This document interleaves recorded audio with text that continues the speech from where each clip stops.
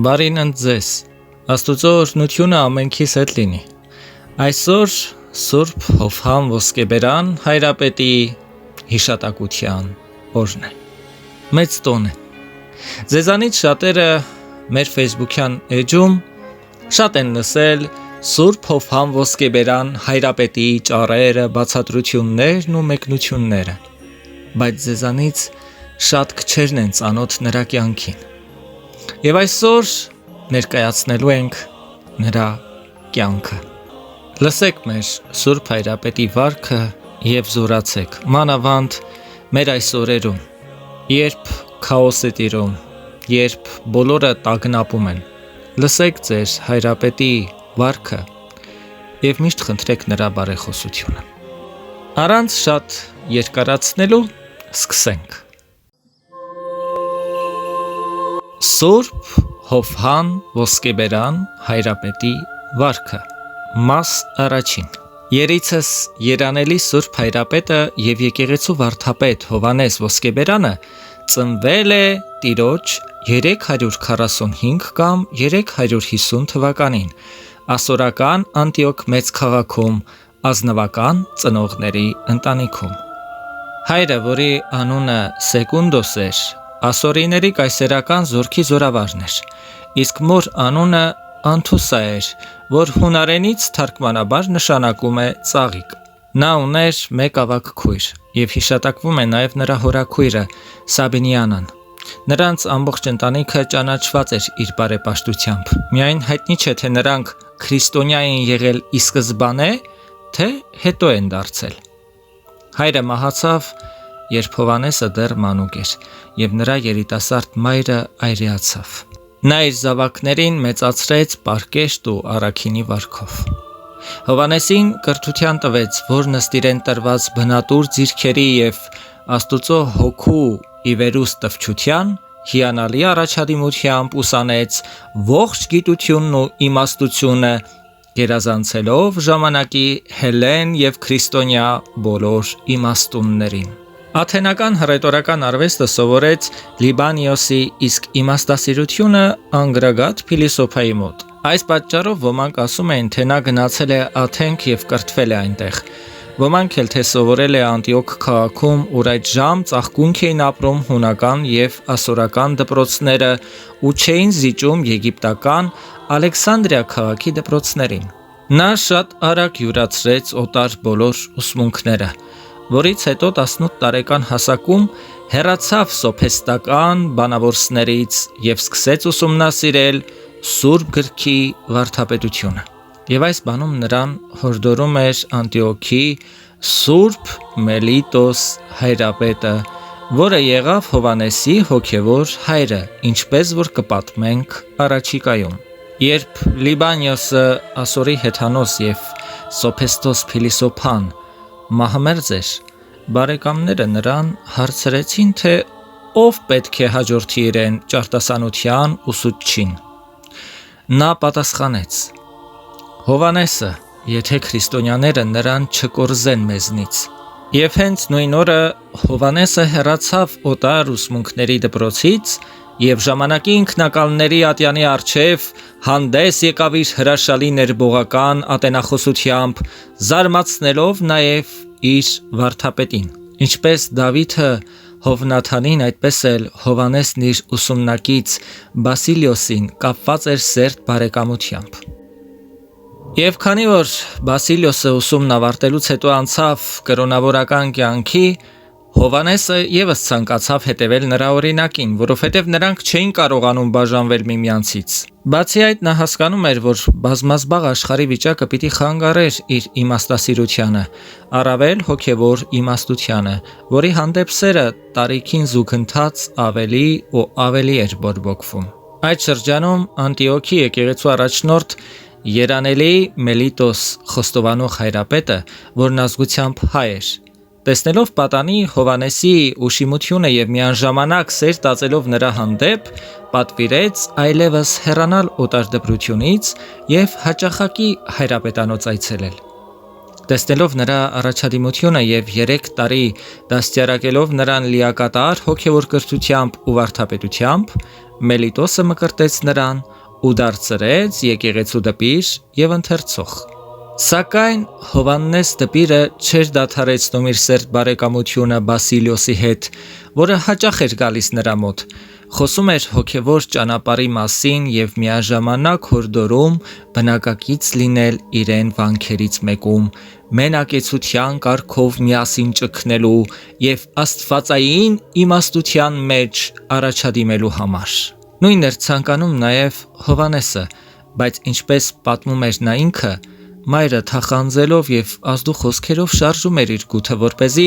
այրի մորը չթողնի անզավակ ու անտերունջ, եւ այդպես հետաձգվում էր նրա ցանկության իրականացումը։ Հովհաննեսը տանը մեծ ջանասիրությամբ վարժեցնում էր իր անձը մենակեցության կարգին։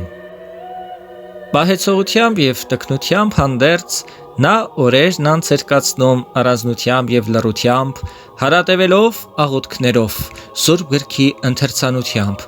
քնելով գետնատարած անկողնում, հյուծելով մարմինը։ Իսկ նրա մայրը սիրով թույլ էր տալիս նրան ապրել այդ կյանքով, միայն թե չհեռանար իրենից։ Հովհաննեսը չէր կամենում գնալ որևէ այլ տեղ, բացի եկեղեցուց եւ հայրապետանոցից։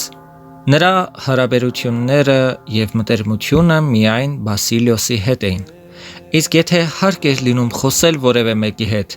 ավելի շատ առաջ էր բերում հոգևոր խոսքեր եւ ընդհատում աշխարհիկ բոլոր խոսակցությունները։ Իր պատանեկության շրջանում Հովհաննեսը փրկվեց մի վտանգից, որի մասին նա գրում է. «Մինչ պատանի էի, բռնավորների կողմից երկյուղ տարածվեց մեր քաղաքում։ Նրանք զորականներ արձակեցին բոլոր փողոցներով, որոնելու մի գրություն, որում գրված էին մոգություններ եւ գուշակություններ ընդդեմ կայսրերի։ Արդ նա ով գրել էր այդ գրությունը, նետեց գետի մեջ, ապա ձերբակալվեց, շղթայակապ քշվեց քաղաքի միջով եւ պատուհասվեց։ Իսկ երբ ընկերոջս հետ գնացի վկայարան, որը գտնվում էր գետափին գտնվող պարտեզում, նա գետի երեսին տեսավ գրությունը եւ իջավ այն վերցնելու։ Ես ծաղրեցի նրան ասելով, թե դա այն գրությունը չէ, այլ ինչ որ մի այլ բան է։ Բայց նա ինձ պատասխանեց. թող տեսնենք, թե ինչ է դա։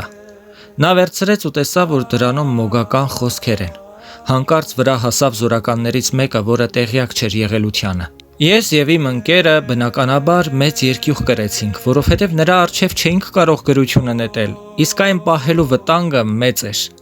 Եվ մենք փրկվեցինք Աստծո օգնականությամբ։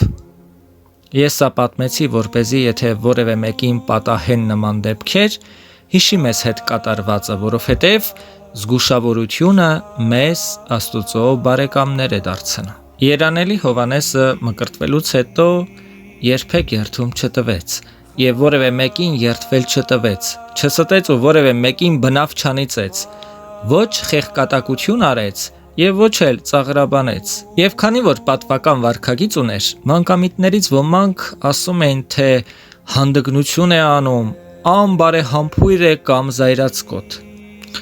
Սակայն նա մարդկանց հանդեպ մեծ ջերմություն ուներ, ամբողջ հոգով զգուշանում էր չբարկանալ ու ջանում էր ամեն բանում հես եւ խոնար վարք ցուցաբերել։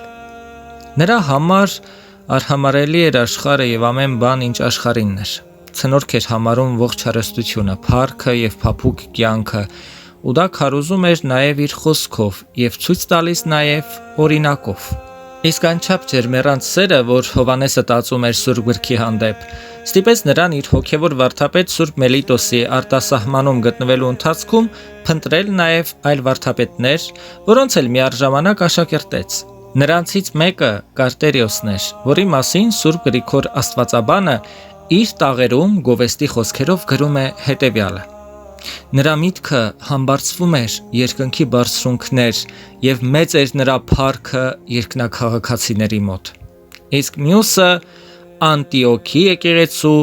Դիոդորոս քահանան էր, որը հետագայում եղավ Տարսոնի եպիսկոպոսը։ Հովհաննեսը Սուրբ Գիրքն ուսումնասիրելուն զուգահեռ իր անձը կատարելապես վարժեցնում էր մենակեցության կարգին։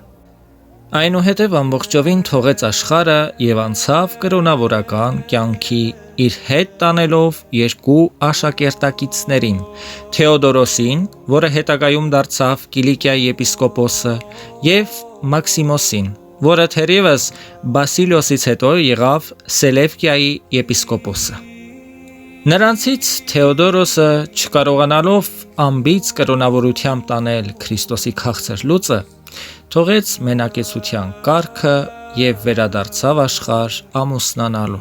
Հովանեսը սաստիկ խոցվեց այս բանից ու մի քանի անգամ հույժ զորավոր եւ հոգով լի նամակներ գրեց, որից Աստված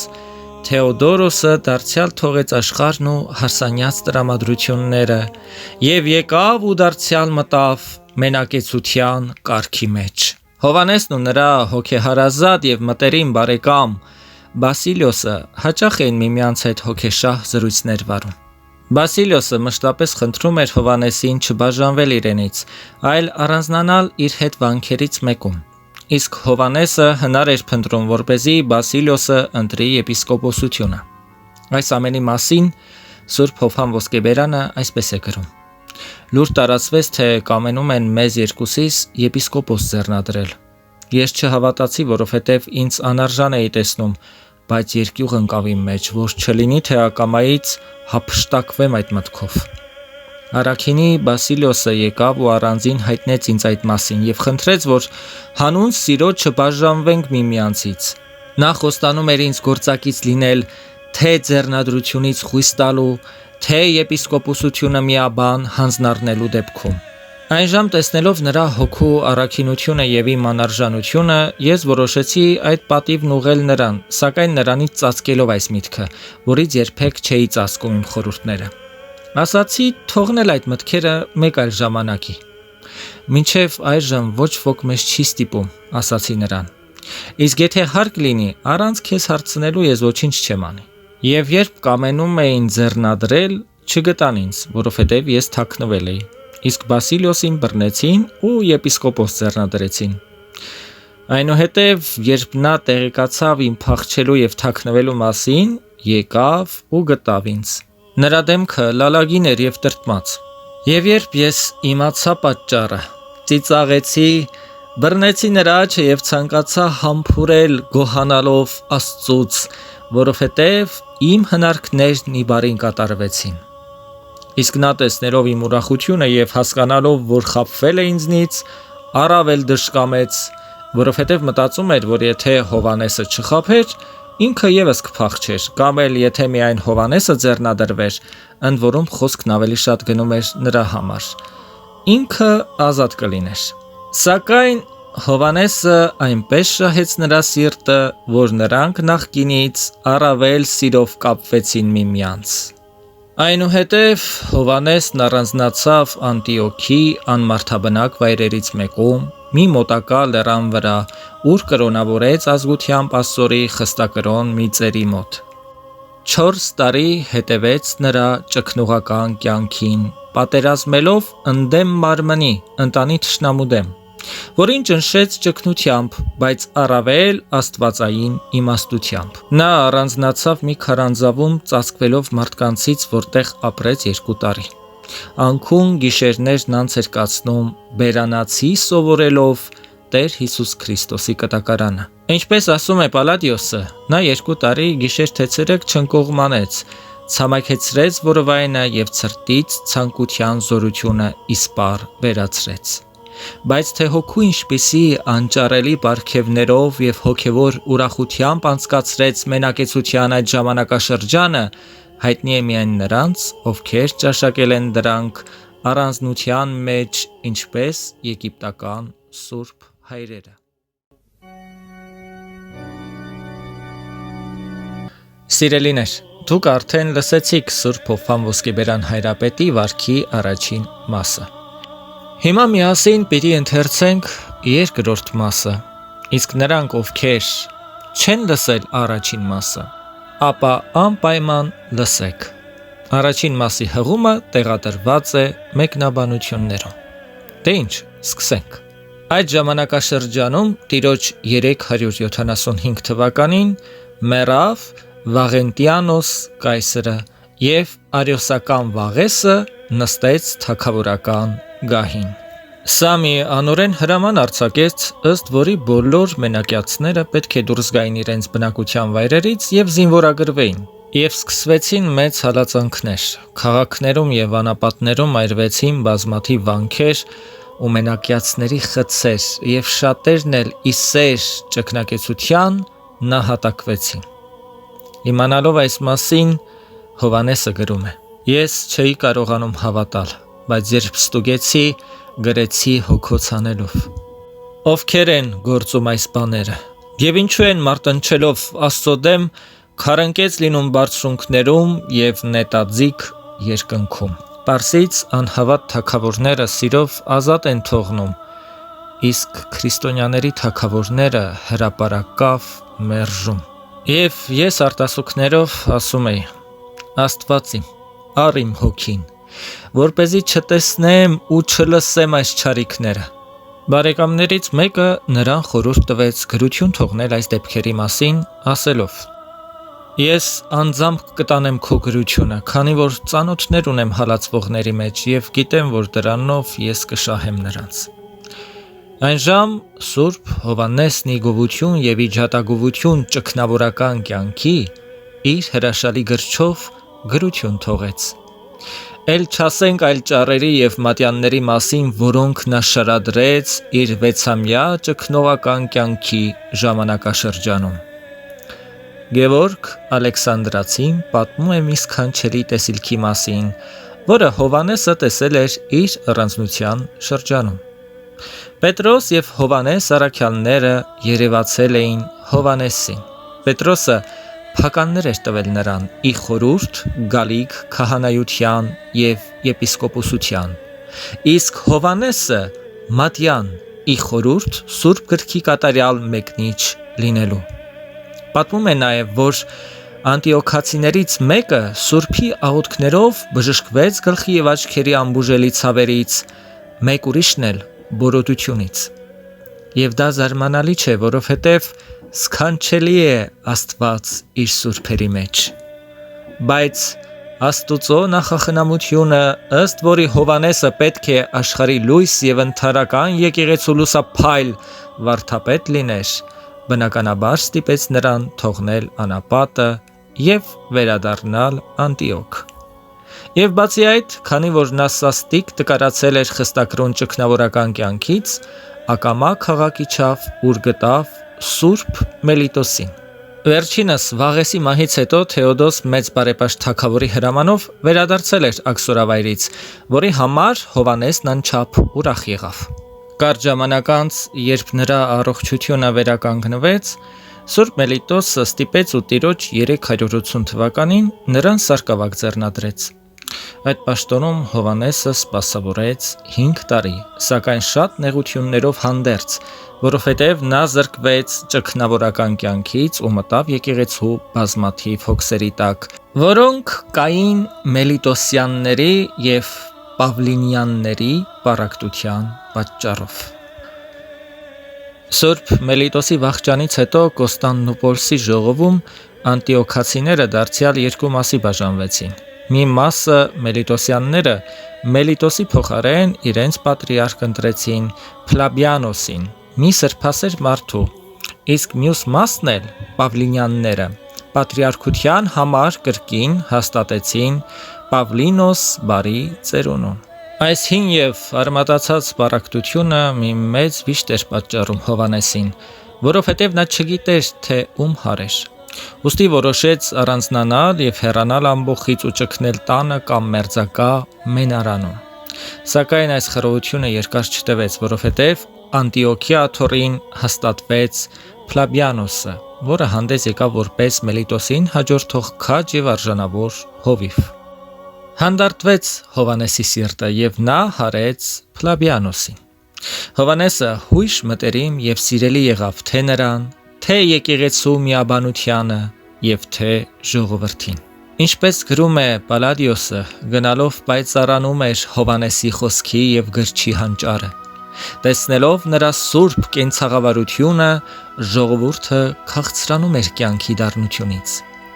386 թվականին Ֆլավիանոս հայրապետը Հովանեսին քահանա ձեռնադրեց եւ ինչպես գրում են Գևորգ Ալեքսանդրացին,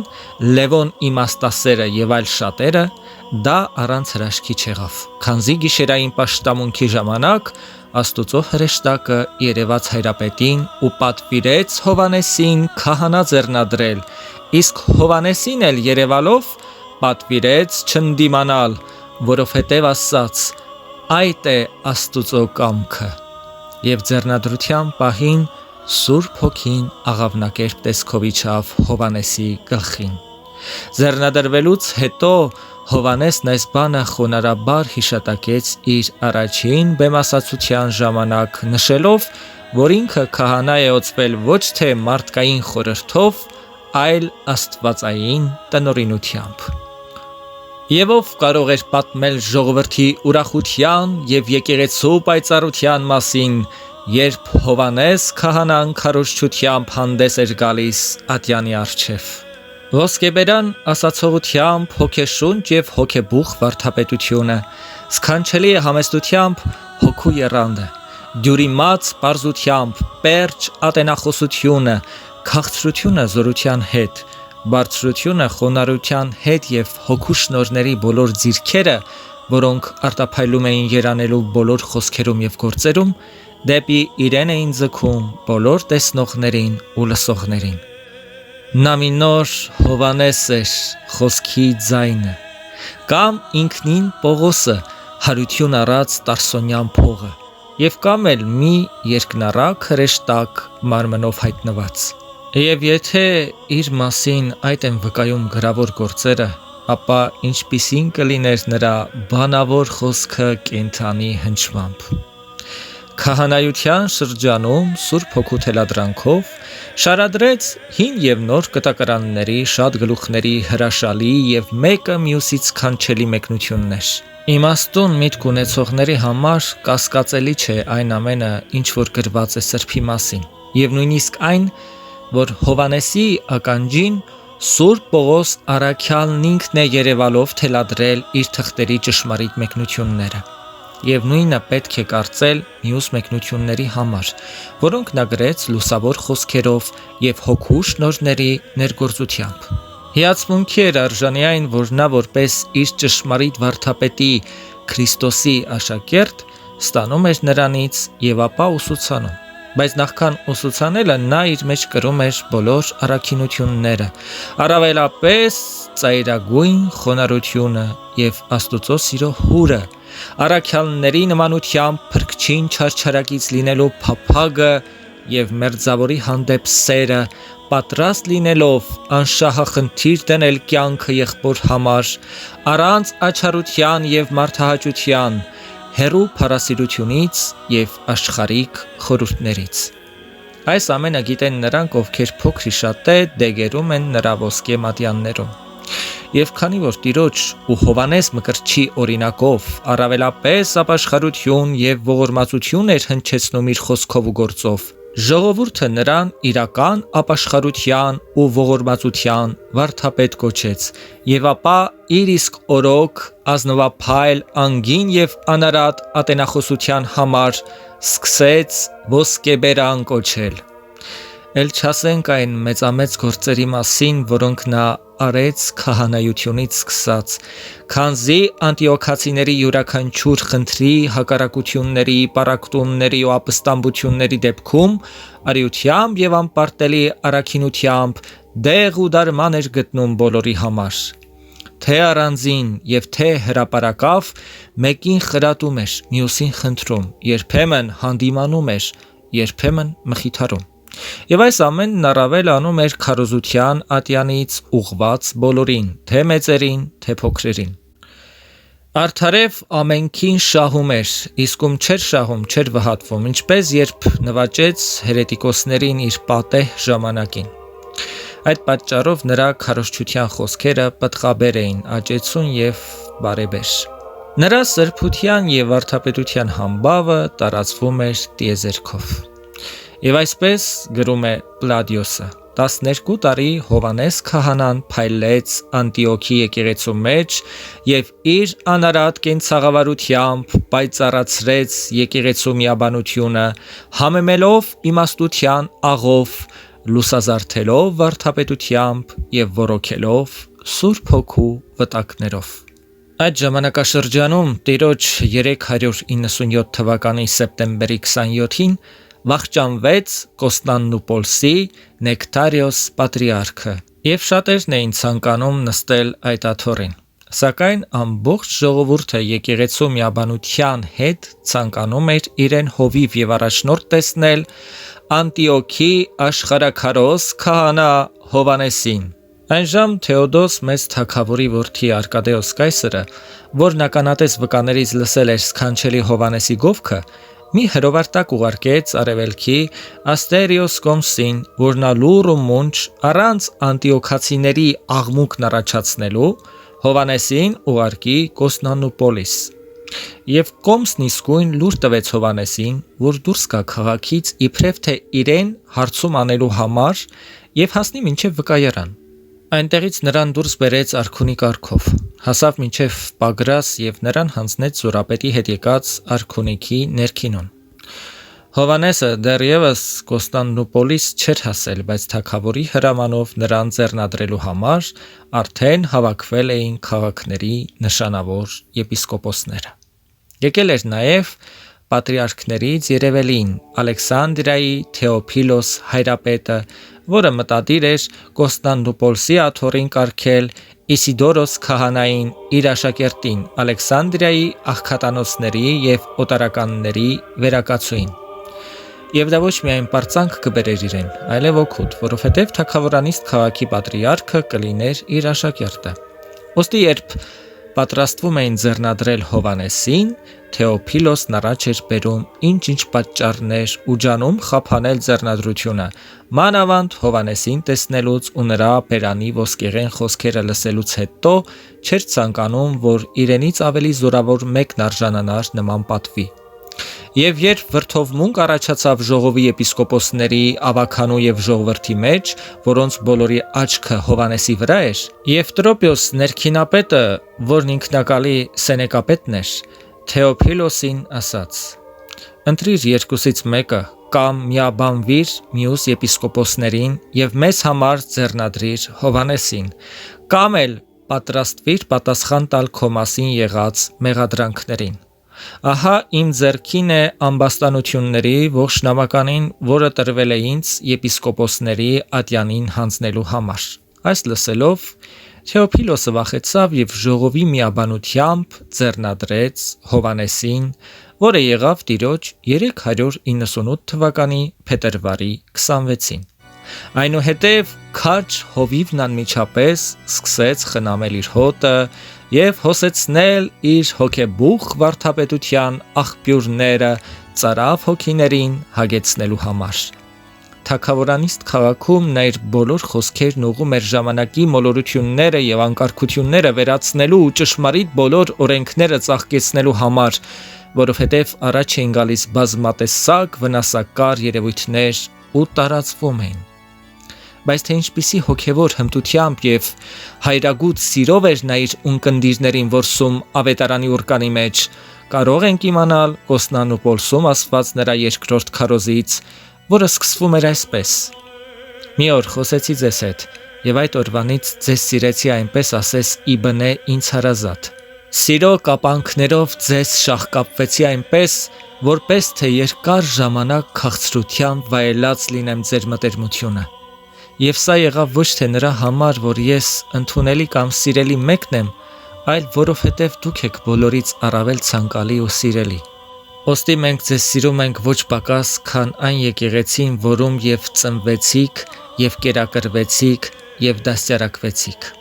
Եկեղեցու հայրապետանոցում ժողովված բազմության առջև ոսկե բերանով այսպիսի հրաշարվեց խոսքեր քարոզելով, նա միանգամից նվաճեց շատ աղանդավորներին ու ժողովրդին բոցավառեց Աստուծո խոսքի ունկնդրությամբ։ Այս կերպով հետզհետե եկեղեցին մաքրելով բոլոր վնասակար փշերից, ժիր մշակը սկսեց ցանել Աստծո բարի սերմերը եւ մշակել լսողների հոգիները։ Սակայն թագավորանիստ քաղաքում երանելին վարդապետության եւ առաջնորդության իր ծանր աշխատանքից առաջին տարում հիվանդություն ստացավ։ Գուցե դա եղավ օդի փոփոխությունից, բայց առավել մեծ զբաղվածությամբ հանդերձ տքնություններից եւ առօրյա ճգնություններից։ Բայց եւ այնպես առողջությունը վերականգնելուն պես նա իսկույն վերադառնում է ի գործ վարդապետության։ Աստված օրհնի ամենքիդ։ Մենք արդեն ընթերցեցինք Սուրբ Հովհան Ոսկեբերան հայրապետի վարքի երկրորդ մասը։ Ժամանակն է, որպեսզի ընթերցենք երրորդ մասը։ Հուսով ենք, որ սիրով եք լսում, քանզի սուրբերի վարքը զորացնում է եւ մոտեցնում է Աստծուն։ Ուրեմն ուշադրությամբ եւ սիրով լսեք եւ խնդրեք մեր Սուրբ Հայրապետի բարեխոսությունը։ Մաս 3. Երանելին մեծ ջանք էր թափում եկեղեցու միաբանության բարեկարգման գործում, որի համար առավել իր օրինակով, քան թե խոսքով ժառանգավորներին քարոզում էր արժանի լինել այն կոչմանը, որին հրավիրվել են։ Նախ կարգ սահմանեց յուրաքանչյուր անձի համար միշտ ճաշակել առանձին, չգնալ այլոց սեղան, եւ ոչ էլ մեկին իր սեղան հրավիրել։ Սրանով փակվեցին բազում անկարգությունների ճանապարհներ ու դռներ, թեպետ Սուրբի այս կարգն անհաճո թված մեծամեծներից եւ եկեղեցականներից շատերին, որոնք մտածում էին սոսկ մարդկայնորեն։ Եվ դարձյալ նա եկեղեցու հասանելիքից երբեք իր անձին բաժին չէր հանում, այլ պատվիրում էր ամեն բան օգտագործել եկեղեցու եւ աղքատների կարիքները հոգալու համար։ Ուսումնասիրում էր եկեղեցու տնտեսի հաշիվները, կրճատում հայրապետանոցի ծախսերը, որոնք ավելորդ էր համարում, եւ ավելացնում աղքատների ու հիվանդների գանձանակները։ Երանելին իր քարոզներում կշտամբում էր ագահությունն ու ворկրամոլությունը։ Հաճախակի քարոզում էր առանձնական եւ ընդհանրական աղոթքների մասին, հորդորելով ամփույթ չլինել առավոտյան եկեղեցի գնալու համար, իսկ ցերեկային եւ գիշերային աղոթքները գոնե տանն անել։ Ոսկեբերան հայրապետը կարգավորեց եկեղեցում կատարվող ձայնիվ սաղմոսերգությունները եւ հոգեվոր երգերը։ Սրան հակառակ արիանոսների մնացուկները Կոստանդնուպոլսում սկսել էին մոլար պաշտամունքի ինչ-ինչ երգել ուղղափառներին ուղված նախատինքներով։ Նրանք հատկապես շաբաթ եւ կիրակի օրերին շրջում էին տեղից տեղ եւ փոխ առ փոխ հնչեցնում դրանք։ Այդ պատճառով երանելի Հովանեսը կարգ հաստատեց ընդդեմ այդ սովորության, ըստ որի պետք է արծաթե խաչերով, մոմերով եւ եկեղեցու երգով հանդիսավոր երթեր անեին քաղաքի շուրջը։ Չարանալով այս բանից արիանոսները խռովություն բարձրացրին քաղաքի մեջ եւ մինչեւ անգամ երկու կողմից էլ մարդիկ մեռան։ Արիանոսների կողմից քարկոծվեց նաև թագուհու Սենեկապանը, որի պատճառով կայսր Նիսպար վերացրեց արիանոսների սովորություններն ու սանձեց նրանց համարձակությունը, իսկ ուղղափառ եկեղեցում Հովանեսի սահմանած կարգերը հաստատուն մնացին։ Սուրբ Հովհան հայրապետը կարգավորեց հունած պատարագամատույցը, ինչպես որ արել էր Սուրբ Բարսեղը Կապադովկիայում։ Ոսկեբերանի աշակերտը Սուրբ Պրոկղը նրանց երկուսին միասին հիշատակում է։ Հռոմի Կղեմես հայրապետի եւ Երուսաղեմի առաջին եպիսկոպոս Սուրբ Հակոբոս Տառնեղբոր կողմից ավանդված կարգերը նորոգվեցին, բայց հետո Բարսեղը եւ Ոսկեբերանը եղածը համառոտ դարձրին, որպեսզի ոմանք չխորշեն դրանց երկարությունից, չգնան օտար պաշտամունքների հետևից եւ չհեռանան առաքելական ավանդություններից։ Սողոմենոսը պատմում է հետևյալ հրաշքի մասին։ Հոգեմարտ մակեդոնական աղանդին հարողներից մեկը, ընդունելով երանելի Հովանես հայրապետի վարդապետությունը, միացավ ուղղափառ եկեղեցուն եւ նույնը հորդորեց նաեւ իր կնոջը։ Կինը երկյուղից ցույց տվեց, թե համոզվել է եւ խաբելով իր ամուսնուն խոստացավ իր աղախնու հետ եկեղեցի գնալ։ Ելավ գնաց եկեղեցի, ուր սուրբ հաղորդության պահին համարձակվեց մոտենալ և ընդունել սուրբ խորհուրդը, սակայն նա չճաշակեց, այլ կախեց գլուխը, իբրև թե աղոթում է, պահեց այն և կամեցավ տանը ճաշակել։ Եվ ահա ծամելու ժամանակ սուրբ խորհուրդը քարի պես կարծրացավ։ Այն ժամ կինը վախեցավ, թե գուցե ի վերուստ պատուհասվի, շտապ գնաց Սուրբ Հայրապետի մոտ, արտասուքներով ընկավ նրա ոտքերը և պատմեց իր հանցանքը, ցույց տալով քարը, որի վրա նշմարվում էին ատամների հետքերը։ Եվ այդպես Սուրբի խրատներով նա դարձավ դեպի ուղղափառ հավատքը։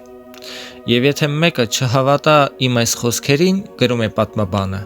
վկա է այն քարը, որ մինչ օրս պահվում է Կոստանդնուպոլսի եկեղեցու գանձերի հետ, որն անհասկանալի նյութից է և անսովոր գույն ունի։ Հովհաննեսն անդադար քարոզում էր և անիրավությունների համար հանդիմանում թե մեծերին և թե փոքրերին, բայց որքան հոգեշահ օգուտ էր տալիս հավատացյալներին, այնքան նրա դեմ ատելություն էր հասունանում անօրեն վարք ունեցողների, չարաբարո անձանց և աղանդավորների կողմից։ Սակայն նա, որ հանձն էր առել մինչև մահ չարչարվել ճշմարտության համար, բամբասանքներ լսելիս կրկնում էր Սուրբ Պողոս առաքյալի խոսքերը. «Եթե ջանայի մարդկանց հաճելի լինել, ապա Քրիստոսին ծառա չէի լինի»։ Տիրոջ խոսքով ավելի ու ավելի համարձակ էր կշտամբում սխալ ճանապարհ բռնած անձանց։ Եվ ոչ միայն, սարկավակներից երկուսին, որոնց հրապարակավ գտել էր ծանր հանցանքի մեջ, արտաքսեց եկեղեցուց, մեկին շնության համար, մյուսին մարդասպանության, որոշ անարժան քահանաների էլ արգելեց մոտենալ Սուրբ Խորհրդին։ Անաչառ ու խիստ էր անզեղչ անձանց, բայց քաղցրահայաց և բարեգութ էր զղջացող և բոլոր բարեսեր անձանց հանդեպ։ Նա վշտացողների մխիթարիչն էր, նեղյալների ապավենը, մերժվածներին հուսադրողը, կարոտյալների խնամակալը, բոլորի հոգևոր և մարմնավոր կարիքներին սատարողը։ Եվ սա անում էր ոչ միայն մերձավորների, այլև օտարների հանդեպ։ Տիրոջ 399 թվականին արքայի և Տրոպիոս ներքինապետը, որ նաև սենեկապետն էր, հյուպատոսության աստիճան ստացավ։ Նա օրեցօր ավելի մեծամիտ էր դառնում ու չէր ենթարկվում եկեղեցու և թագավորի հրամաններին։ Որպես Սուրբ Հայրապետի բարեկամ, բազմաթիվ անգամներ սիրով հանդերձ խրատվում էր Հովհաննեսի կողմից, բայց նա չէր լսում, այլ հանդգնորեն օրենքներ էր սահմանում ընդդեմ եկեղեցու ազատության, ըստ որոնց եկեղեցուն ապավինած մեղավոր մարդը պետք է անպատիժ չմնար, այլ բռնությամբ հեռացվեր և պատժվեր։ Բայց շուտով նա ինքը եկեղեցու կարոտ եղավ, որովհետև բռնվելով մի քրեական հանցանքի մեջ, մերկացավ իր ողջ պատվից։ Արքայից հրաման ելավ, որ նա պիտի աքսորվեր Կիպրոս, սակայն մինչ այդ գաղտնի դուրս եկավ պալատից, գնաց դեպի մեծ եկեղեցին և ապաստան գտավ Հայրապետի ողորմածության մեջ։ Հայրապետը եկեղեցու մոտ ընդունեց նրան մեծ մարդասիրությամբ, սակայն ողջ ժողովրդի առաջ նրան ուղղված այսպիսի խրատական ճառ ասաց. Արդարև միշտ էլ կարելի է ասել այս խոսքերը, սակայն առավել այժմ պատեհ է ասել. ունայնություն ունայնությանց, ամեն ինչ ունայն է։ Ուր է այժմ հյուպատոսության պայծառ պատմուճանը, ուր են լուսափայլ ջահերը, ուր են ծափերն ու պարերը, խնջույքներն ու բազմազարդ տոնակատարությունները։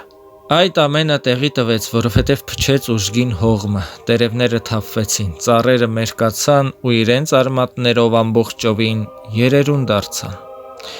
Ուր են աշխարհի քո բարեկամները, որոնք լքեցին քեզ։ Մինչ եկեղեցին, որի դեմ դու պատերազմում էիր, բացեց իր գիրկը և ընդունեց քեզ։ Բայց հետո մխիթարական խոսքերով քաջալերեց նրան, որ եթե Տերը ողորմի, ապա ինքնակալը կխնայի իր կյանքը։ Եվ իրականում, երբ արքունի սպասավորները կամենում էին բռնությամբ դուրս բերել նրան եկեղեցուց, Սուրբ Հայրապետն ընդդիմացավ։ Եվտրոպիոսն անձամբ կամեցավ եկեղեցուց այլ տեղ փախչել, սակայն նրան մատնեցին, եւ նա բռնվեց ու աքսորվեց։ Սուրբ Հայրապետն այս մասին իր մյուս ճառում ասում է. «Մի ասա, թե եկեղեցու միջից մատնվեց մատնվողը։ Եթե նա չլքեր եկեղեցին, ինչպես կմատնվեր։ Ոչ թե եկեղեցին նրան թողեց, այլ նա եկեղեցուն թողեց։ Նրան մատնեցին ոչ թե ներսից, այլ դրսից»։ Այդ տարի 40-րդական պահքի վերջին օրերին հորդ անձրև տեղաց Կոստանդնուպոլսում, որը ողողեց եւ ապականեց բոլոր անդաստանները։ Այդ պատճառով Սուրբ Հայրապետը բոլորին պատվիրեց ավագ չորեքշաբթի օրը հավաքվել Սուրբ Առաքելոց տաճարում եւ միաբան աղոթքներով Սուրբ Պետրոս, Անդրեաս, Պողոս եւ Տիմոթեոս առաքյալների բարեխոսությամբ Տիրոջից ողորմություն խնդրել։ Եվ ավագ ուրբաթ օրը, երբ եղանակն արդեն պարզվել էր, հեթանոսները սկսեցին ցուցադրել կրկեսային ծիծաղաշարժ ներկայացումներ։ Իսկ հաջորդ օրը սկսեցին ցուցադրել թատերական հանդիսություններ, որին մասնակցեցին նաև որոշ քրիստոնյաներ։ Սուրբ Հայրապետը չհանդուրժեց այս բանը եւ Սուրբ Զատիկի քարոզի ժամանակ խստությամբ հանդիմանեց այդպիսիներին, սպառնալով բանադրել նրանց, ովքեր մյուս անգամ մասնակից կլինեն դրանց։ Այդ օրերին Թագավորանիստ քաղաքում հավաքվեցին թվով 22 ասիացի եպիսկոպոսներ եւ Հովանես Հայրապետի առաջ թե գրավոր եւ թե բանավոր կերպով ամբաստանեցին Եփեսոսի Անտոնիոս եպիսկոպոսին։ Իսկ Սուրբ Հայրապետը խրատեց Վաղենտինուպոլսի եւ Սեբիոս եպիսկոպոսին, որն ամբաստանողների բերանն էր, ու ասաց նրան. «Արդարև մի վարվեք ատելության եւ մարդկային կրքերով»։ Արկա հանգամանքները եւ գործի քննությունը ցույց չտվեցին ճշմարիտ վկաներ։ Եվ քանի որ նույն օրն ամբաստանյալը մեռավ, ոսկեբերանը անձամբ բոլոր եպիսկոպոսների հետ ճանապարհվեց դեպի Եփեսոս, որտեղ նրանց միացան նաեւ 70 եպիսկոպոսներ։ Բայց քանի որ առաջնորդների միջև կային այլևայլ խնդիրներ եւ հակառակություններ, այդ պատճառով իրադարձությունները երկարաձգվեցին այնքան, մինչև որ ոսկեբերանը եկեղեցու միաբանության հետ Հերակլիդեսին կարգեց Եփեսոսի եպիսկոպոս, իսկ 6 եպիսկոպոսների, որոնք հարում էին Սիմոնականներին, հեռացրեց աթոռից եւ նրանց փոխարեն կարգեց ուրիշներին։ Այդպես իր այցելած բոլոր վայրերում անարժաններին եւ այլափառներին փոխարինեց արժանավորներով եւ ուղղափառներով։ Այդ պատճառով օրստորե շատացան Սուրբի թշնամիները, որովհետեւ ամեն ոք, ով չարիք է գործում, ատում է լույսը։ Բայց ամենավատն այն էր, որ ընդդեմ ոսկեբերանի չարիք գործողներն իրենց կողմն էին ձգում որոշ ազնիվ մարդկանց եւ մինչեւ իսկ ամբողջովին պղտորում որոշ եպիսկոպոսների, թագավորի եւ թագուհու մտքերը։ Եվդոքսիա թագուհին ատելություն էր տածում ոսկեբերանի հանդեպ, որի պատճառը, ինչպես վկայում է Գազայի Պորփյուրոս եպիսկոպոսի Մարկոս Սարկավակը, մի այրի կնոջ հետ կապված դեպքերն էին։ Եվդոքսիան բռնությամբ հափշտակել էր այդ կնոջ այգին, որի պատճառով Հայրապետը խրատել էր նրան նախ քաղցրությամբ եւ ապա հանդիմանությամբ։ Ոսկեբերան Հայրապետի ոսողների եւ հալածողների գլուխը Ալեքսանդրիայի Թեոփիլոս Հայրապետն էր, որը թեպետ մեծ համբավ ուներ, սակայն հոխորտ էր իր բնույթով եւ խիստ դիմադարձ իր անձի դեմ հանդես եկողների հանդեպ։ Սա էր, որ հակառակ իր կամքի ձեռնադրել էր ոսկեբերան Հայրապետին, կամենալով նրա փոխարեն կարգել իր սիրելի Իսիդորոս քահանային։ Մի քանի տարի անց դրամի պատճառով Թեոփիլոսը գժտվեց այդ նույն Իսիդորոսի հետ, որն առանց իր հրամանի ընծայաբեր ուխտավորի խնդրանքով ծախս էր արել աղքատների կարիքների համար։ Այդ պատճառով Իսիդորոսը, որն արդեն առաջացած տարիքում էր, խույս տվեց դեպի անապատ եւ ծառայեց սկիտացիների սուրբ մենակյացներին։ Բայց Իսիդորոսի դեմ Թեոփիլոսի բարկությունն այնքան շատ էր, որ նրա պատճառով հալածեց նաև մենակյացներին, պատճառ բռնելով, թե նրանց մեջ կան Որոգինեսի հետևորդներ, որը սուտ չէր, բայց եւ ճշմարիտ չէր նրանց հանդեպ, որոնց հալածում էր։ Ընդդեմ Որոգինեսի գումարած իր ժողովում Թեոփիլոսն անվանապես դատապարտեց նրանցից մի քանիսին և առանց հավաստի քննության արտաքսեց եկեղեցուց։ Սուրբ Հերոնիմոսը, որը Որոգինեսյաններին պարտության մատնող զորավոր մարտիկ էր, երբ լսեց Թեոփիլոսի այս նախանձախնդրության մասին, տեղյակ չլինելով նրա վրեժխնդրության դրդող հանգամանքներին, ուրախակցության մի նամակ գրեց և այդ գործում ոգևորեց նրան։ Այս նույն կարծիքին էր նաև Կիպրոսի Սուրբ Եփիփան եպիսկոպոսը, Սուրբ Հերոնիմոսի աջակիցը։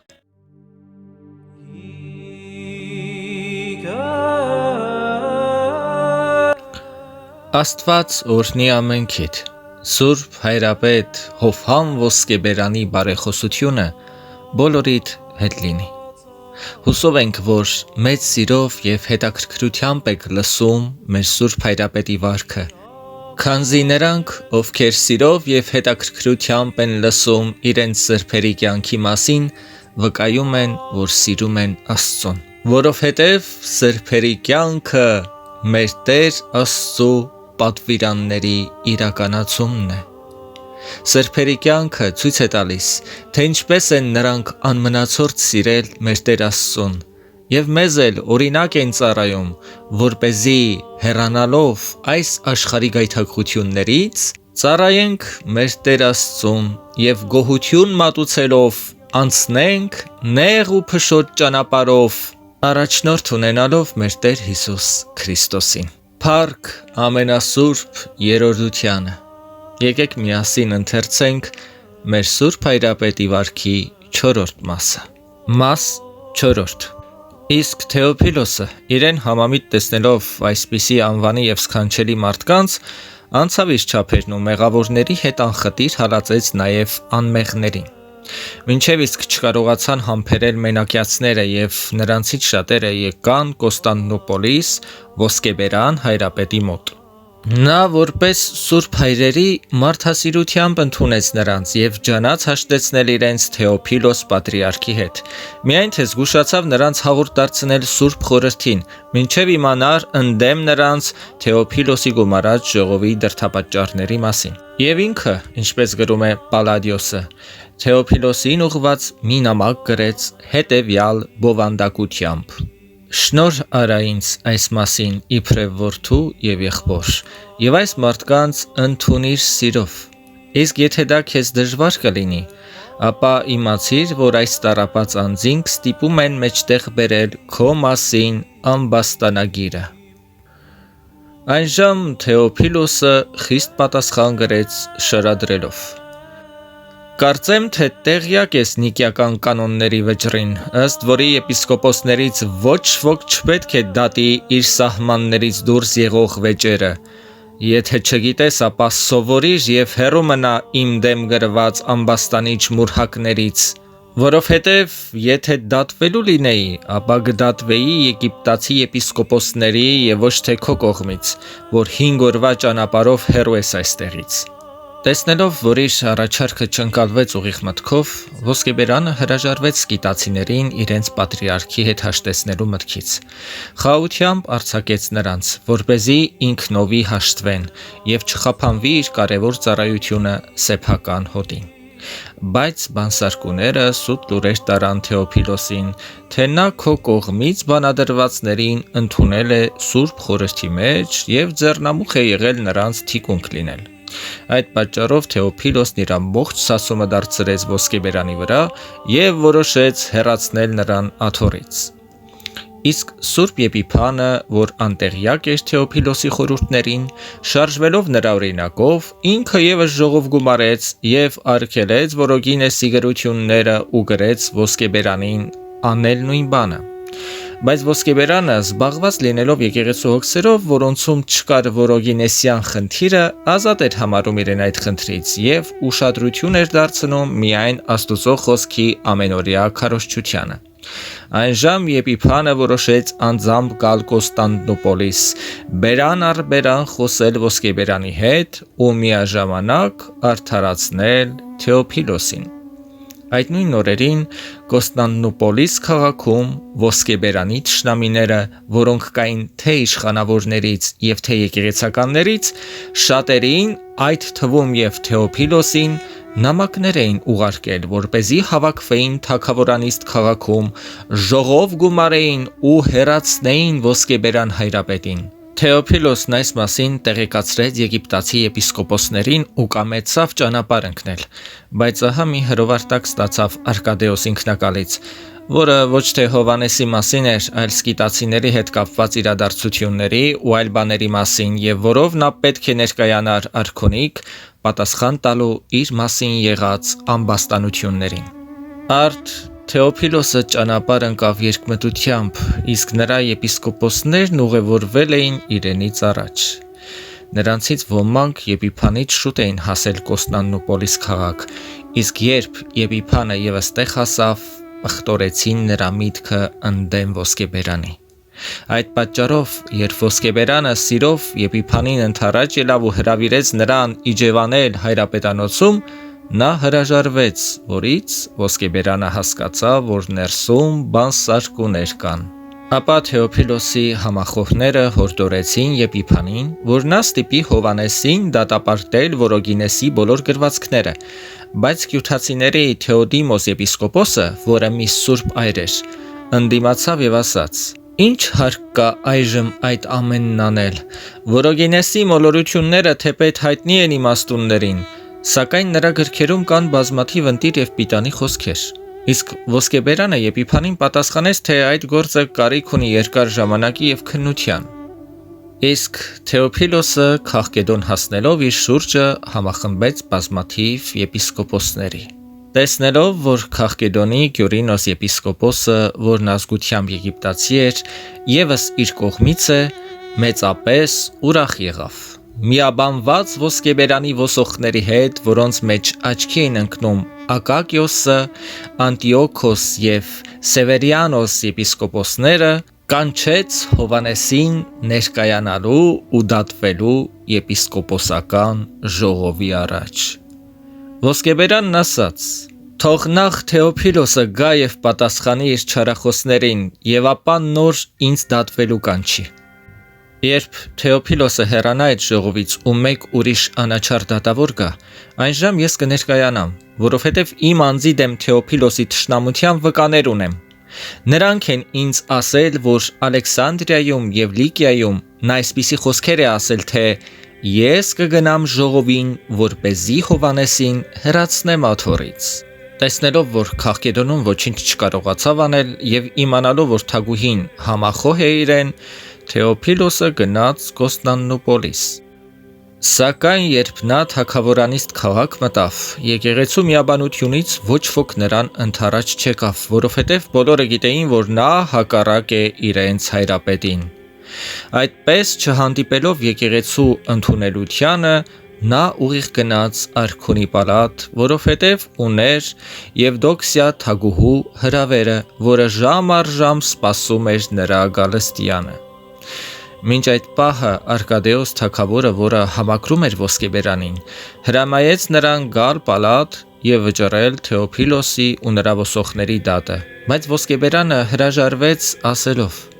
«Թող նա դատվի իր երկրում, իր եպիսկոպոսների ատյանի առաջ եւ ոչ թե մեզ մոտ, մեր աթոռում»։ Իսկ Թեոփիլոսն իր համախոհների եւ Եվդոքսիա թագուհու հետ հնարքներ էր որոնում կտրել եկեղեցու միաբանությանը Հովանեսից եւ իրավունք ստանալ նրան աթոռից հեռացնելու համար։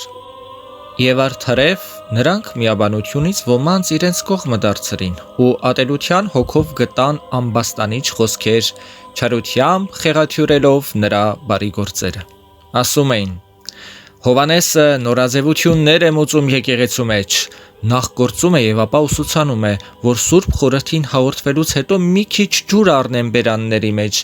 կամ մի բան ծամեն, որպեսզի բերանի մեջ նշխարի մնացուկներ չմնան»։ Եվ նման այլ ամբաստանություններ էին խոսում նրա մասին։ Բայց առավել հանդես էր գալիս Եվդոքսիա թագուհին, պատճառաբանելով, թե այդ օրերին Հովանեսն իր անձի դեմ խիստ խոսքեր է ասել եւ թե ինչպես է շատ անգամ քարոզելիս վատաբանել կանանց, կամենալով անարգել իրեն։ եւ արդարև Սուրբը խոսել էր, բայց ոչ ընդդեմ թագուհու, այլ ընդդեմ կանանց մեջ եղած անկարգությունների։ Եվ ահա այսպիսի կանացի պատճառաբանություններով Եվդոքսիան շրջեց անարի Արկադեոս կայսեր միտքը եւ ստիպեց օր առաջ Հովանեսին հեռացնել աթոռից։ Եվդոքսիան կանչեց նաև Սուրբ Եփիփանին եւ ստիպեց Հովանեսի հեռացման հարցում միաբանվել իրեն։ Բայց երբ Սուրբը չհամաձայնեց առանց պատճառի անել այդ ամենը, Եվդոքսիան ասաց. «Եթե չհեռացնեք Հովանեսին, ապա ես բացել կտամ կուռքերի տաճարները»։ Այնժամ Սուրբ Եփիփանը հեռացավ ատյանից ասելով. «Ես անպարտ եմ Աստուծո առաջ», եւ շտապեց նավ նստել ու գնալ Կիպրոս դեպի իր աթոռը։ Այստեղ ոսկեբերանի բոլոր վարքագիրները միաբան գրում են, թե երկու սուրբերը Եփիփանն ու ոսկեբերանը մարգարեացան միմյանց լինելիքը։ Թագուհու հրամանով Հովանեսին տեղեկացրին, թե Եփիփանն իր նախաձեռնությամբ Թեոփիլոսի համախոհների հետ ստորագրել է իր հեռացման եւ աքսորվելու մասին թուղթը, որից Հովանեսը տրտմեց եւ Եփիփանին գրեց. «Ով սքանչելիդ Եփիփան, որ հոժարեցար իմ հեռացումը, դու չես հասնի քո աթոռը, հատկապես որ գործեցիր առաքելական սահմանադրումներից եւ կանոններից դուրս, ձեռնադրություն անելով իմ թեմում եւ առանց քննելու պատճառները արձակեցիր իմ կողմից բանադրվածներին»։ Եփիփանն էլ Հովանեսին պատասխանեց. «Ով երիցս երանելի ճգնավոր Քրիստոսի, դու հաղթեցիր եւ պիտի հաղթես։ Եվ ըստ քո խոսքի, ինչպես որ ես չեմ հասնի իմ աթոռին, այնպես էլ դու չես հասնի քո աքսորավայրը»։ Եփիփանը վախճանվեց դեպի Կիպրոս նավարկության ճանապարհին, նույնպես էլ երանելի Հովանեսն իր երկրորդ տարագրության ժամանակ չհասավ սահմանված աքսորավայրը, սակայն վերադառնանք մեր պատմությանը։ Արդ երբ Թեոփիլոսը տեսավ, որ թագուհին ցանկանում է Հովանեսին հեռացնել աթոռից, ինչը կամենում էր նաև ինքը, ժողովրդից վախենալով մտածեց դա իրականացնել օրինավոր ժողովի միջոցով եւ այն գումարել պալատից եւ նաեւ թագավորանիստ քաղաքից դուրս։ Այդ պատճառով գնաց Քաղկեդոն եւ այնտեղ Կաղնիկ կոչված վայրում ժողով գումարեց, որին մասնակցեցին 35-ից 40 եպիսկոպոսներ։ Այնտեղ Թեոփիլոսը նախ սիրով ընդունեց Սկիտեի մենակյացներին, որպեսզի նրանք չխոչընդոտեին իր առաջարկություններին, ապա առաջ բերեց ոսկեբերանի մասին նախապես պատրաստված ամբաստանության մուրհակները, որոնց մի մասը չնչին եւ ունայն բաների մասին էին, մի մասն էլ ավելի ծանր էին լեցուն ստահոդ բարբաջանքներով։ Ժողովը հրավիրեց Կոստանդնուպոլսի եկեղեցու միաբանությանը եւ հարկադրեց նրանց միաբանվել Հովանեսի հեռացման գործում, մինչեւ իսկ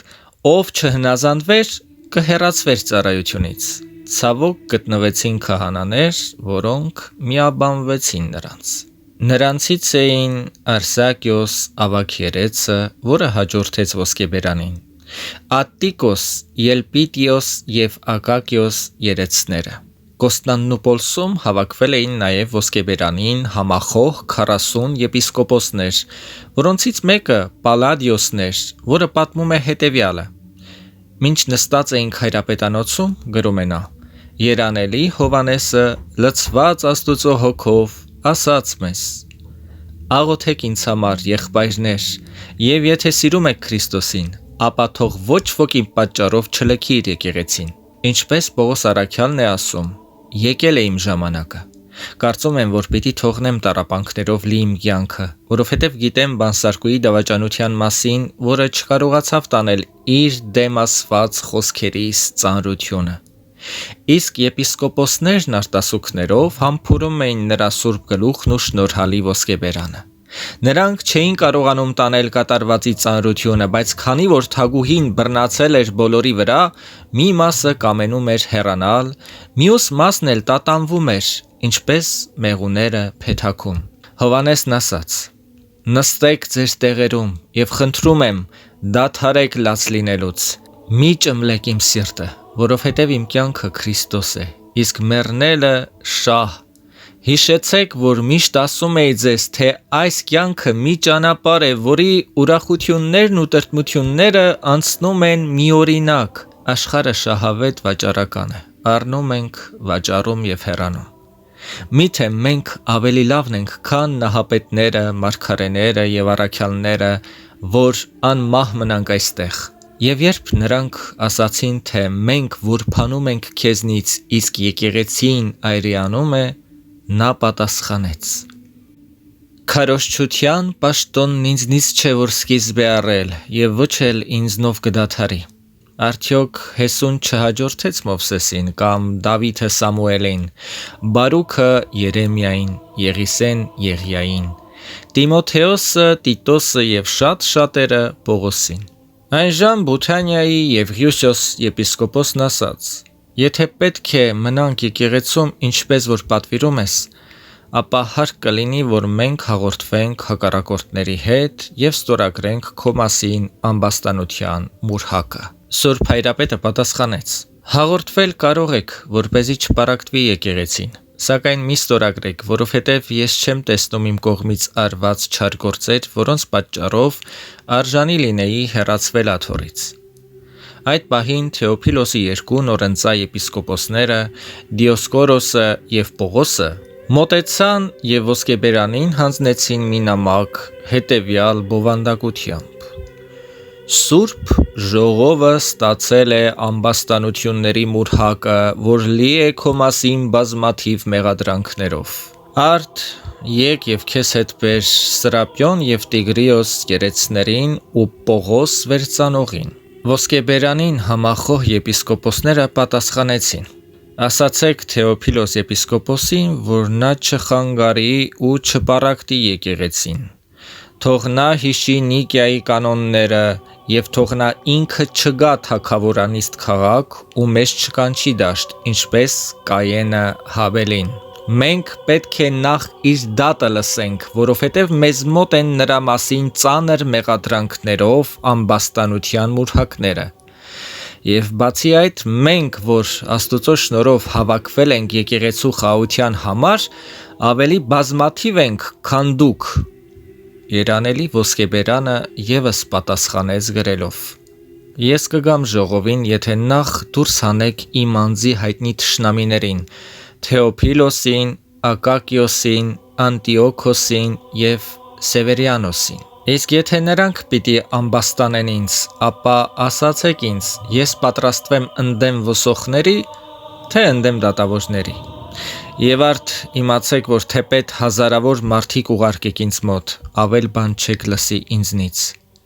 Նույնը պատասխանեց իր մոտ եկած 3-4 պատգամավորներին եւ նույնը Եվդոքսիա թագուհու եւ Արկադեոս կայսեր անունով եկած պատվիրակներին։ Թեոփիլյանների կողմից գրվեցին այլևայլ նամակներ ուղված Հռոմի գահին եւ այլ տեղերի աթոռակալներին, բայց մինչեւ նրանցից պատասխան ստանալը Եվդոքսիան շտապեցրեց Թեոփիլոսին հեռացնել Հովանեսին մեղադրելով նրան ընդհանուր ժողովում։ Թեոփիլյան ժողովականը Հովանեսին ուղարկեց աթոռից հեռացման վճիռը եւ պատճենն ուղարկեց Արկադեոս թագավորին հայտնի չարախոսության հավելվածով, ըստ որի Հովանեսը նաեւ քրեական հանցանք է գործել ընդդեմ թագավորության, Հեզաբել կոչելով թագուհուն։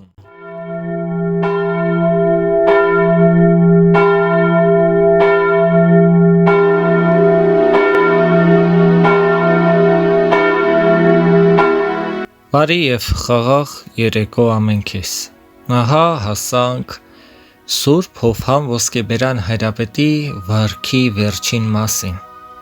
Միասին պիտի լսենք վերջին մասը եւ միասին էլ փառավորենք մեր Տեր Աստծուն, մեր Սուրբ Հայրապետի համար։ Օրհնյալ է նրա հիշատակը։ Մաս 5. Եվ ահա մի կոմսի հետ արքունիկից զինվորներ եկան Հովանեսին եկեղեցուց եւ հայրապետանոցից հեռացնելու համար։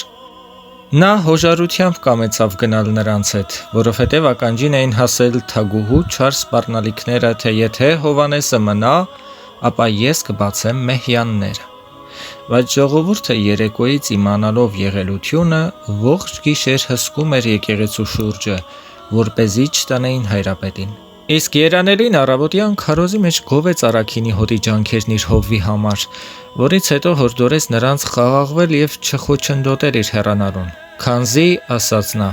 Տիրոջն է երկիրն իր ամբողջությամբ, եւ ես պատրաստ եմ մահվան նրա անվան համար։ Հաստատուն մնացեք ի Տեր անբիծ հավատով եւ անարատ վարքով, որովհետեւ այդ իսկ է ինձ համար պարծանքների պսակը, մխիթարությունը, օծությունը, կյանքը եւ անմահությունը։ Սակայն տեսնելով, որ ժողովուրդը թույլ չի տալիս եւ կլինի աղմուկ ու արյունահեղություն, այդ օրը դեգերեց Հայրապետանոցում, իսկ 3 օր հետո ծածկաբար մատնվեց արքունի սպասավորների ձեռքը, որպեսզի չթվար, թե հակառակվում է թագավորական իշխանությանը։ Եվ այդ օրը երեկոյան երանելուն նավով ուղարկեցին Բութանիա Վերենտոն,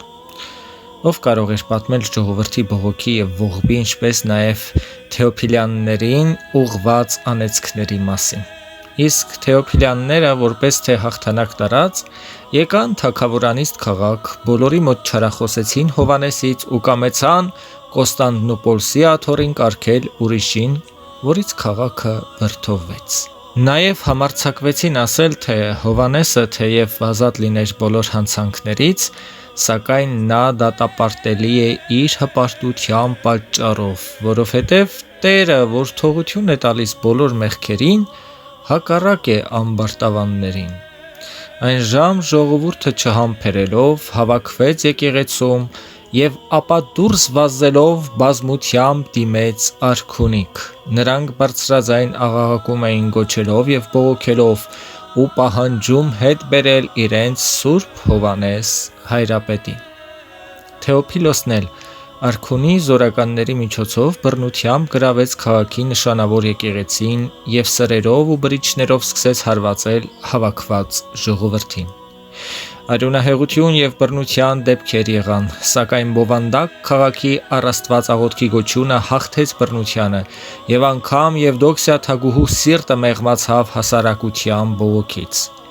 Տերը հրաշքով փոխեց նաև թագուհու սիրտը, քանզի այդ գիշեր մեծ երկրաշարժ եղավ եւ մեծ սարսափ պատեց Եվդոքսիային, որի համար հաջորդ օրը Եվդոքսիան անձամբ ստիպեց Արկադեոսին, որպեսզի պատվիրակներ ուղարկի եւ Հովանեսին իր աթոռին վերադարձնի։ Այժմ թագավորը խոնարհություն արտահայտող բովանդակությամբ նամակ գրեց Սուրբին, հայտնելով, թե ինքը կցորդ չի եղել նրա անձի դեմ չարախոսող եւ դավաճանող անձանց, եւ թե հարգում է նրան որպես Աստուծո քահանայի ու հոգևոր հոր։ Այն անմիջապես ուղարկեց իր հավատարիմ ներքինու եւ Հովանեսի բարեկամի ձեռքով,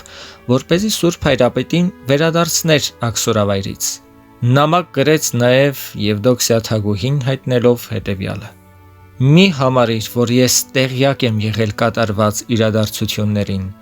Ես անպարտ եմ քո արյունից, այդ ամենն արեցին չար եւ անզգամ մարդիկ։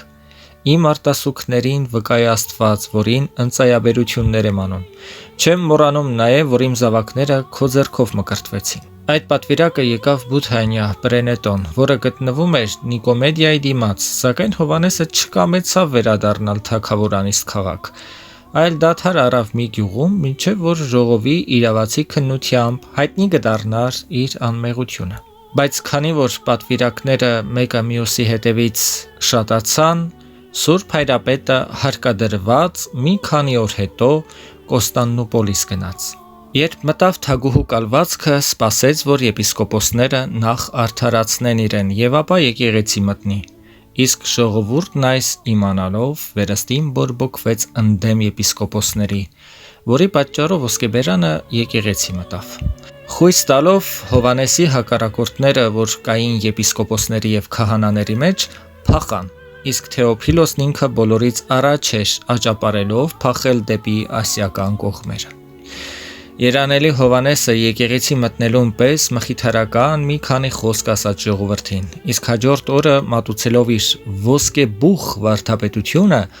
բոլորին հիացրեց իր անձի անոխակալ եւ անայլայլ առաքինությամբ, ինչպես նաեւ հոտի հանդեպ ունեցած սիրով եւ իր հոգու զվարթությամբ, որով գոհանում էր Աստծուց կատարված բոլոր դեպքերի համար։ Արդ ոսկեբերան հայրապետի դեմ եղած այս խռովությունները կատարվել են տիրոջ 403 և 404 թվականներին։ Իսկ տարագրությունը տևել է ընդամենը 1 օր, որովհետև հաջորդ օրը նա հետ կանչվեց, իսկ 3-րդ կամ 4-րդ օրը քաղաք մտավ։ Այնժամ հավաքվեցին շուրջ 60 եպիսկոպոսներ, որոնք հաստատեցին Քաչհովվի անմեղությունն ու բացահայտեցին Թեոփիլյանների բոլոր զրպարտությունները։ Թագավորանիստ քաղաքում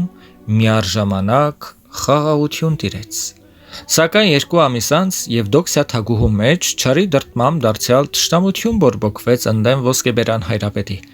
որովհետև հայրապետը հորդորել էր հեռացնել թագուհու արձանը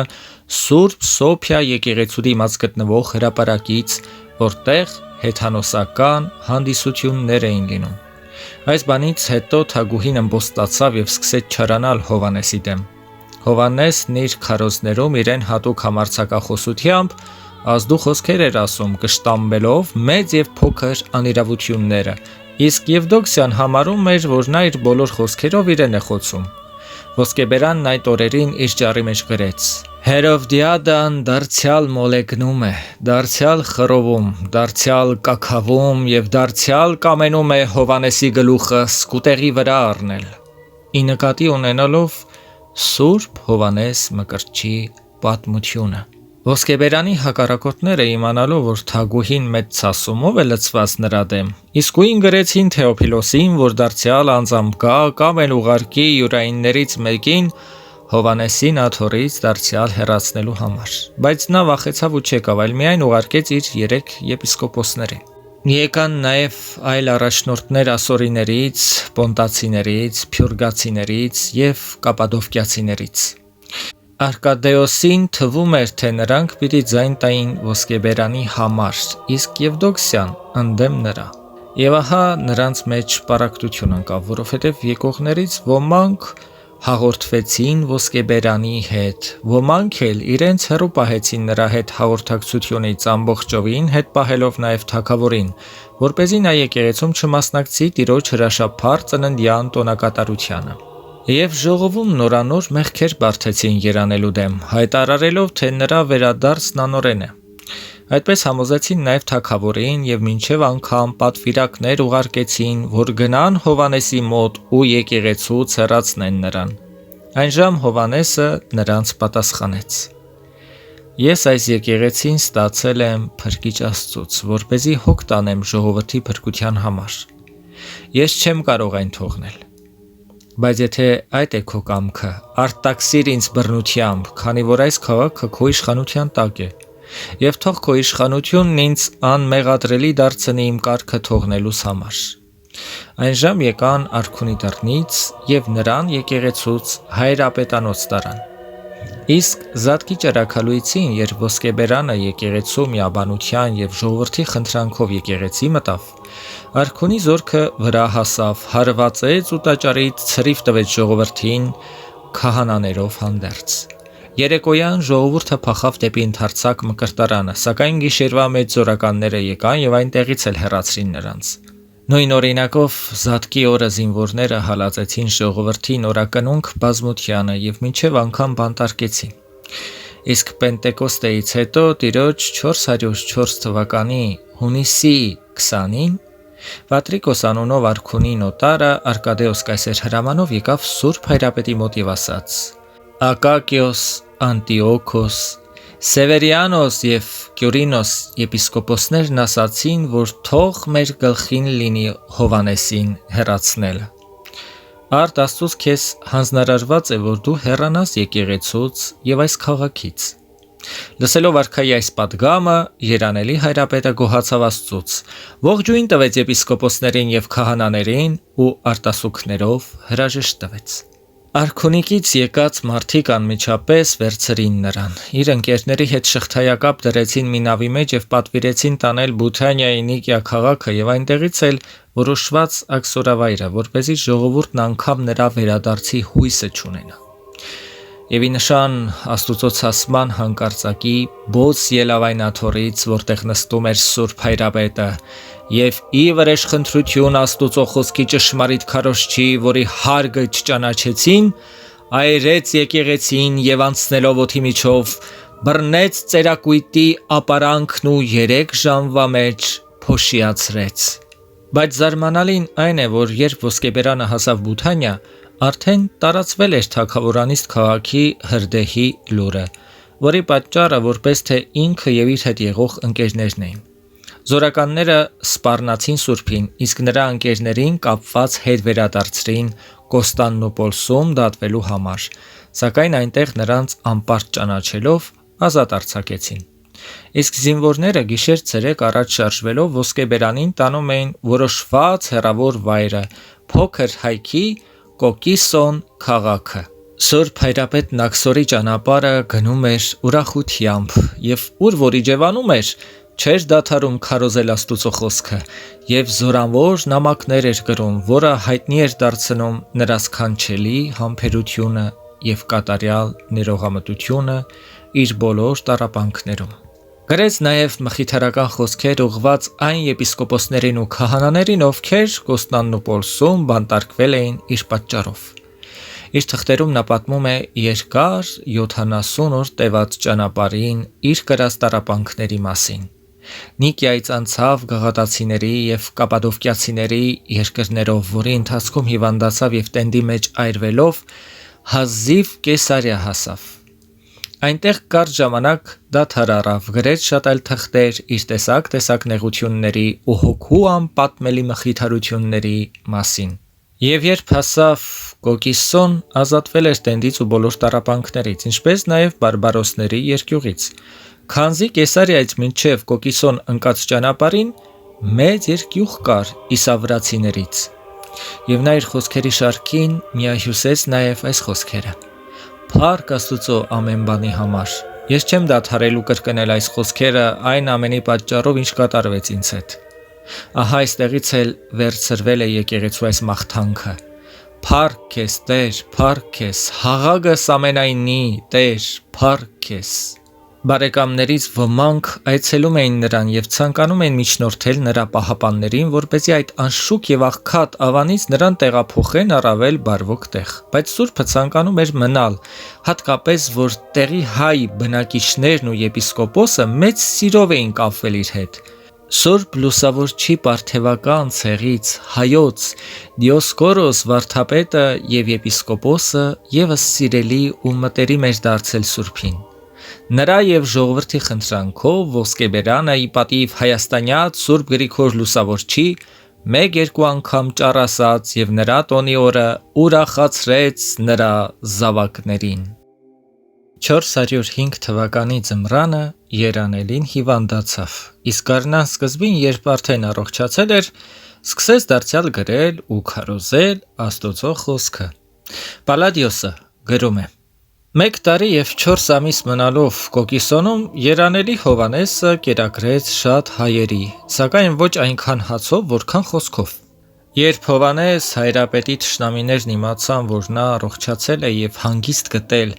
Կոկիսոնում, ջանացին տեղափոխել նրան եւ տանել Ամայի Արաբիսոն ամրոցը։ Սակայն նրան ուղիղ ճանապարհով չտարան, այլ շրջեցրին լեռներով ու անտառներով, այն էլ ձմռան օրերին, որի պատճառով նորոգվեց նրա հիվանդությունը, ինչպես հայտնի է նրա թղթերից։ Դրանցում նա հիշատակում է Արաբիսոն հասնելու ճանապարհին իր կրած մեծ տառապանքների մասին, որոնք եղան հիվանդության, աղքատության եւ ավազակների երեսից։ Այնտեղ ոսկե գրիչը նամակի տեսքով գրեց քանչելի մի թուղթ. Ով չի վնասում իր անձին, նրան ոչ ոք չի կարող վնասել վերտարությամբ։ Գրեց նաև այլ թղթեր ուղված Կոստանդնուպոլսի, Հռոմի եւ այլ տեղերի առաջնորդներին։ Ինչպես Կոկիսոնում, այնպես էլ Արաբիսոնում Աստված պատվեց Սուրբ ոսկեբերանին բոլորի առաջ տալով նրան խոսքի, վարդապետության եւ հրաշագործության շնորհներ։ Նրա ոսողները չկարողացան հանդուրժել եւ արքունի դռնից բերեցին հրաման, որ նրան Պոնտոսի կողմերը տանեն։ Եվ զինվորները, որոնք ճանապարհին շտապեցնում էին նրան, ասում էին. Եթե դու ճանապարհին մեռնես, մենք մեծամեծ պարգևներ կստանանք արքունիքից, որի համար 3 ամիս չարչարելով տարուբերում էին նրան անկող վայրերով։ Երբ արդեն հասնում էին սահմանված վայրին, Սուրբը, որ գնում էր նրանց հետևից, տկարությունից չկարողացավ առաջ գնալ։ Այդ պատճառով մի փոքր հանգստացան Պոնտոսի Կոմանա քաղաքի մոտ և ապա 5-6 մղոն անցնելով օթևանեցին քաղաքի պարիսպներից դուրս Սուր Բասիլիոսի վկայարանում։ Այդ գիշեր Քրիստոսի վկան երևաց երանելի Հովհաննեսին և ասաց. «Զորացիր և արիացիր, եղբայր Հովհաննես, որովհետև վաղը մենք միասին կլինենք»։ Սուրբ վկան երևացել էր նաև վկայարանի երեցին և ասել նրան. «Տեղ պատրաստիր մեր եղբայր Հովհաննեսի համար, որովհետև նա պիտի գա»։ Սուրբ ոսկեբերանը զորացավ այս տեսիլքից և մեծապես մխիթարվեց։ Հաջորդ օրը խնդրեց զինվորներին, որ թույլ տան իրեն մնալ մինչև օրվա 5-րդ ժամը, բայց նրանք չլսեցին և իրեն վերցնելով գնացին։ 30 ասպարեզ անցնելուց հետո, երբ տեսան, որ նա մեռնում է, Սուրբի խնդրանքով վերադարձան վկայարան, որտեղից եկել էին, և տեսան, որ հավատացյալների մեծ բազմություն էր հավաքվել։ Այնժամ Սուրբը հանեց ճանապարհի իր հանդերձները և տվեց այնտեղ գտնվողներին։ Իսկ ինքը, ինչպես ուրախ օրերին, հագավ նորը։ Հաղորդվեց Սուրբ Խորհրդին, վկայարանում ասաց իր վերջին աղոթքը կրկնելով իր սովորական խոսքերը. «Փառք քեզ Աստված ամեն բանի համար»։ Եվ ուրախությամբ իր հոգին ավանդեց Աստուծո ձեռքը։ Ինչպես գրում է Պալադիոսը, սքանչելին այն էր, որ այդ ժամին հավաքվել էր մենակյացների, գույսերի և երանելի Հովհաննեսի սրբությանը ծանոթ մեծ բազմություն, որոնք եկել էին Պոնտոսից, Հայաստանից, Ասորիների և Կիլիկիացիների երկրներից։ Սուրբ Մարմինը դիազարտվեց մեծ պատվով և շուքով ու հանդիսությամբ մեծարվեց տեղի քահանաների և եպիսկոպոսների կողմից։ Աստուծո մարդուն որպես հաղթող նահատակի թաղեցին այդ նույն վկայարանում Սուրբ Բասիլիոսի գերեզմանի մոտ։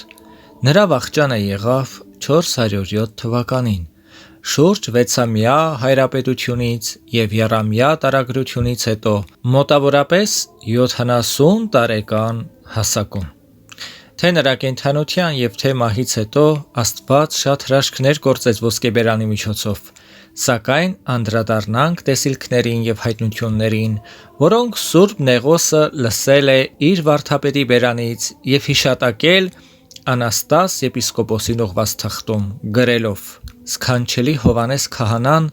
իր սրատես աչքով շատ անգամ է տեսել Աստուծո տաճարը հրեշտակների պահպանությամբ, նրանց կողմից միշտ շրջապատված և ոչ երբեք լքված։ Եվ առավելապես այդ տեսնում էր սուրբ և անարյուն պատարագի ժամին։ Զարմանքով և ուրախությամբ լցված, նա այս մասին պատմում էր իր հարազատ և հոգեկցորդ բարեկամներին։ Նա ասում էր. «Երբ քահանան սկսեց մատուցել սուրբ պատարագը, հանկարծակի երկնային երանելի իշխանություններից բազմություններ իջան պարուրված պայծառափայլ զգեստներով, բոկոտն, անթարթափ աչքերով ու խոնարհ երեսներով և շրջապատեցին սեղանը։ Ակնածելի պատկառանքով մեծ հանդարտությամբ ու լռությամբ կանգնեցին մինչև ահավոր խորհրդի ավարտը, ապա տարածվելով պատվական տաճարի բոլոր կողմերում, սպասավորեցին, օգնեցին և զորացրին եպիսկոպոսներին, քահանաներին ու սարկավակներին, որոնք բաշխում էին պատվական մարմինն ու արյունը։ Արժանահավատ են նաև այն տեսիլքները, որոնք տեսան ուրիշները, ինչպես այն մեկը, որ նրա փոխվելուց հետո Կոկիսոնում տեսավ Ատելփոս եպիսկոպոսը, որն իր տանը հյուրընկալել էր ոսկեբերանին։ Երբ նա լսեց Կոմանայում նրա վախճանի մասին, ցանկացավ իմանալ, թե նա ինչ փառքի է հասել։ Եվ երկնքի արքայության մեջ հոգու աչքով տեսավ սուրբ հայրապետներին և վարդապետներին։ Մինչ նայում էր նրանց տեսնելու Հովհաննես ոսկեբերանին և միշտ ցանկանում էր հարցնել, թե ուր է նա, հրեշտակն ասաց իրեն. «Փնտրում ես ապաշխարության վարդապետ Հովհաննեսի՞ն։ Մահկանացու մարմին ունեցողներից ոչ ոք չի կարող տեսնել նրան, որովհետև նա այնտեղ է, ուր Աստուծո աթոռն է, և առ այս եկեղեցին պանծալի գովեստով երգում է, որ անճարելին մերձյալ ի լույս հուպ երորդության, ով երանելի Տեր վարդապետ։ Այսօր տոն է եկեղեցիս հանգստյան քո սուրբս հիշատակս, մաղթյա փրկողին թողություն մեղած մերոց։ Հովհան Դամասկացին պատմում է նաև մեկ այլ հրաշքի մասին գրելով. Թեոփիլոսը Եվդոքսիա թագուհու առաջ զրպարտեց ոսկեբերանին և նա մեղանչեց։ Եվ այդ մեղքի պատճառով Թեոփիլոսը չկարողացավ հոգին տալ իր վախճանի ժամին, բայց երբ նրա մոտ բերեցին ոսկեբերանի պատկերը, նա երկրպագեց ու արձակեց հոգին։ Սորբ ոսկեբերան Հայրապետի վախճանվելուց ու կոմանայում թաղվելուց հետո նրա սուրբ անունը առավել քան իր կենդանության օրոք, իսկ և իսկ հռչակվեց ողջ աշխարհով մեկ։ Տիրոջ 438 թվականին նրա աճյունը Աքսորավայրից տեղափոխվել է Կոստանդնուպոլիս և ամփոփվել Սուրբ Առաքելոց Մայր տաճարում։ Հովհաննես Ոսկեբերանը ընդհանրական եկեղեցու նշանավոր հայրապետներից է, հայ առաքելական Սուրբ եկեղեցու համաքրիստոնեական տոնելի սուրբ հայրերից, որոնք հայտնի են 12 վարդապետներ անունով։ Մեզ են հասել Ոսկեբերանի հին և նոր կտակարանների քարոզ մեկնություններ։ Մեկնել է Ծննդոց գրքի 1-28 գլուխները և նաև Եսայու, Երեմիայի, Դանիելի մարգարեությունները, Առակների և Հոբի գրքերը, Առաջին թագավորությունից որոշ հատվածներ, Սաղմոսները։ Նոր կտակարանից Հովհաննես Ոսկեբերանը մեկնել է բոլոր 4 ավետարանները, մեկնողական աշխատությունների մեծագույն մասը նվիրված է Պողոս առաքյալի կյանքին, գործունեությանը և թղթերի մեկնությանը։ Գրել է նաև ներբողներ նվիրված հին կտակարանի սուրբերին, Պողոս առաքյալին, մարտիրոսներին, Անտիոքի եկեղեցու նշանավոր հայրապետներին, ինչպես նաև Սուրբ Գրիգոր Լուսավորչին, որը Ոսկեբերանը գրել է Աքսորավայրում Կոկիսոնի հայության խնդրանքով։ Սիրելիներ, սրանից առաջ տոնեցինք նաև տիեզերական 12 վարդապետների տոնը, որոնց մեջ էր նաև Սուրբ Հովհան Ոսկեբերանը։ Իսկ այսօր հենց նրա հիշատակության օրն է։ Եվ մենք այսօր առավոտից սկսած լսում ենք նրա վարքը։ Երջանիկ են նրանք, ովքեր իսկապես սիրով լսեցին, ովքեր հասկացան, թե ով է Սուրբ Հովհան Ոսկեբերանը և այսուհետև կխնդրեն նրա բարեխոսությունը։ Քանզի եթե նույնիսկ եպիսկոպոսին ասվեց, որ նա Աստծո գահի առջև է, ուրեմն ինչպես մենք մեղավորներս չխնդրենք նրա սուրբ բարեխոսությունը և նրա վարքը ընթերցելով և լսելով չփառավորենք մեր Տեր Աստծուն, ուրեմն փառք ամենասուրբ երրորդությանը։ Եօրհնյալ է մեր Սուրբ Հովհաննես Ոսկեբերան հայրապետի հիշատակը։ Աստված օրհնի ամենքիդ։